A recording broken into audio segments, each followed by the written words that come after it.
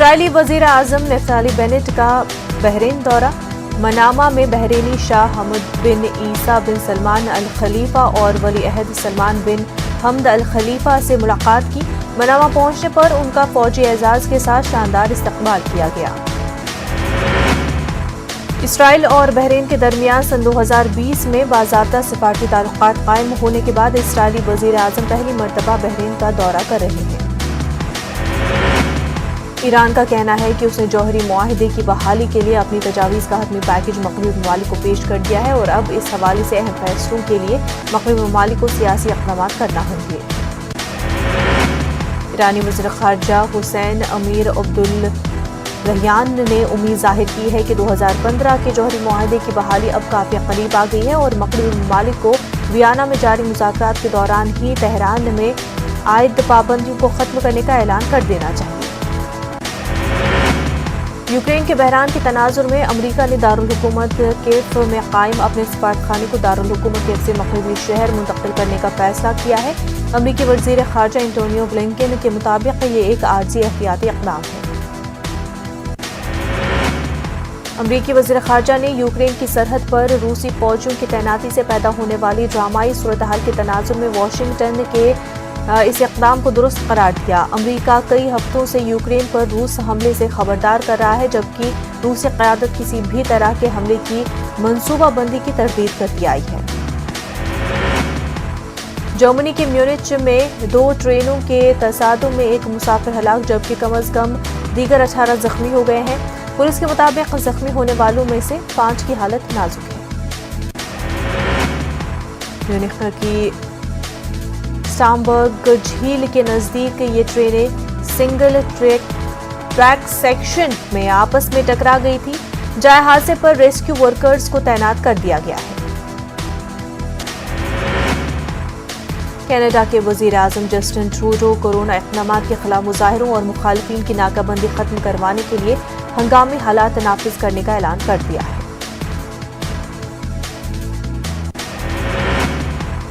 अब कनाडा के वज़ीर आज़म को मुल्क कानून के तहत अमन आमा की बहाली के लिए कुछ शहरी आज़ादियां मुअत्तल करने का इख्तियार मिल गया है। साबिक़ मरकजी वज़ीर और सीनियर कांग्रेस लीडर अश्विनी कुमार ने पार्टी से 46 साल पुराना नाता तोड़ा, सोनिया गांधी को भेजा इस्तीफा। रायबरेली में अखिलेश यादव की रैली, बीजेपी हुकूमत पर साधा निशाना, कहा गर्मी निकालने वालों की भाप निकल रही है। अखिलेश यादव ने करप्शन के मामले में हुकूमत को घेरा, कहा डबल इंजन वाली हुकूमत में डबल करप्शन हुआ। चारा घपले के दुरांडा केस में लालू प्रसाद कसूरवार करार, 21 फरवरी को होगा सजा का ऐलान, सीबीआई की स्पेशल कोर्ट ने फैसला सुनाया। चारा घपले में लालू के कसूरवार करार होने पर सुशील मोदी का निशाना, कहा जैसी करनी वैसी भरनी। दरभंगा जमीन तनाजे में जिंदा जलाई गई पंखी झा की पीएमसीएच में मौत, गंभीर हालत में संजय झा को दिल्ली भेजने की तैयारी, 10 फरवरी को 4 लोगों को जिंदा जलाने की हुई थी कोशिश।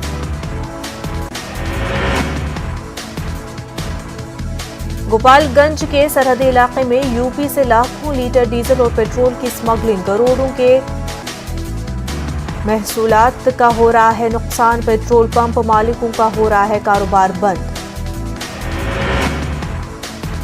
मध्य प्रदेश के सीएम शिवराज सिंह हुए फिर कोरोना पॉजिटिव, ट्वीट कर दी जानकारी, अब वर्चुअल प्रोग्राम में होंगे शामिल। मध्य प्रदेश में ओबीसी पर फिर सियासी जंग, वजीर विश्वास सारंग का हमला, कहा कमलनाथ खुद पैसे देकर करवा रहे हैं इज्जत अफजाई, कमलनाथ का बयान, 27% रिजर्वेशन का फैसला था मेरा। दतिया में हिजाब तनाजे पर एमपी वजीर दाखिला निरोत्तम मिश्रा की नजर, प्रिंसिपल के जारी अहकामात के लिए जानकारी, हिजाब पर पाबंदी की तजवीज नहीं, भ्रम न फैलाने की अपील। जबलपुर में बिजली कंपनियों के खिलाफ यूथ कांग्रेस का हल्ला बोल, बिजली बिल की मुखालफत, शक्ति भवन में दाखिल होने की कोशिश, पुलिस के साथ झड़प।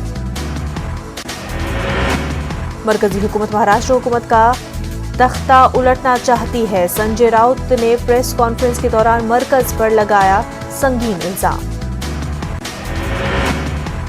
मालेगांव में 8 करोड़ की लागत से तामीर शुदा उर्दू घर इफ्तिताह का मुंतजर। अब तो इमारत भी हो रही है खंडर में तब्दील। मुहिब्बान उर्दू बरहम। मुंब्रा में फुटबॉल की ट्रेनिंग के दौरान हिंदू लड़कियां लगाती हैं हिजाब। कहा हिजाब में वो खुद को महसूस करती हैं ज्यादा महफूज।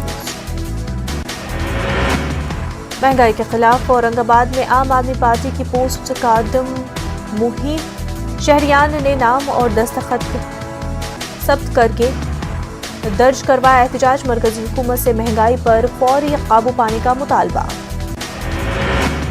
कर्नाटक हाई कोर्ट में हिजाब का मामला आज दोपहर 2:30 बजे तक समाअत मुलतवी। अदालत की जानिब से हतमी फैसले का तालिबात को है इंतजार।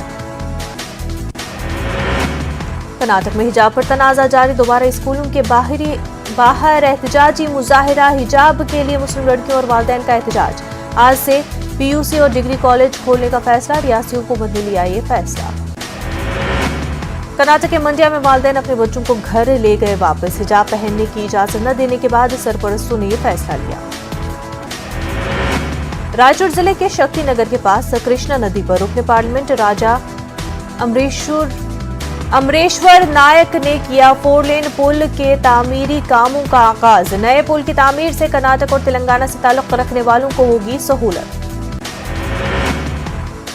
हैदराबाद के इलाके मानसाब टैंक पर खवातीन का खामोश एहतजाज। कहा हिजाब हमारा पैदाइशी हक, इसकी हिफाजत के लिए जारी रहेगी जद्दोजहद।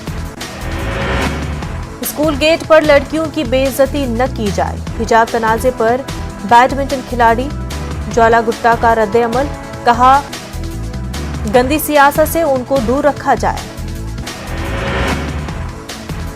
हैदराबाद का यतीम खाना अनीसुल कुर्बा नई इमारत में रमजान से पहले होगा मुंतकिल। रियासी वजीर अक़लियत बहबूद और अकबर ओवैसी ने तामीरी कामों का लिया जायजा।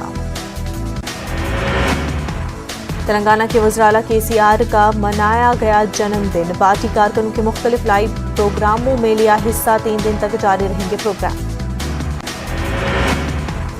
उत्तर प्रदेश में मजलिस उम्मीदवारों की तादाद हुई 100 के पार। 19 गैर मुस्लिम उम्मीदवारों को ओवैसी ने दी पार्टी टिकट। हिजाब के लिए आंध्र प्रदेश के मुख्तलिफ इलाकों में खवातीन का एहतजाज। हिजाब का इस्तेमाल आईनी हक, मुखालफत की मजम्मत। सैलाब से मुतासरा किसानों के लिए आंध्र प्रदेश के वज़ीर-ए-आला जगनमोहन रेड्डी ने जारी की इनपुट सब्सिडी। 5,97,000 से ज्यादा किसानों के बैंक में रकम मुंतकिल। दुबई बिजनेस एक्सपो में AP हुकूमत की नुमाइंदगी। रियासी वजीर गौतम रेड्डी ने की शिरकत। सरमायाकारी के लिए मुख्तलिफ इदारों से किए मुआहदे। आंध्र प्रदेश में पुलिस सरबराह तब्दील। नए DGP राजेंद्र नाथ ने की वज़ीर-ए-आला से मुलाकात। मध्य प्रदेश के दतिया गवर्नमेंट डिग्री कॉलेज में हिजाब को ममनू किए जाने का मामला। न्यूज 18 उर्दू की खबर के बाद वज़ीर दाखिला के जरिए जारी किए गए जांच के अहकाम। भोपाल कांग्रेस MLA आरिफ मसूद ने किया जांच के हुक्म का खैर मकदम। हज फॉर्म दाखिल करने की कल थी आखिरी तारीख। उम्मीद से कम दाखिल किए गए हज फॉर्म। हज के दौरान कोरोना गाइडलाइन पर अमल लाज़मी।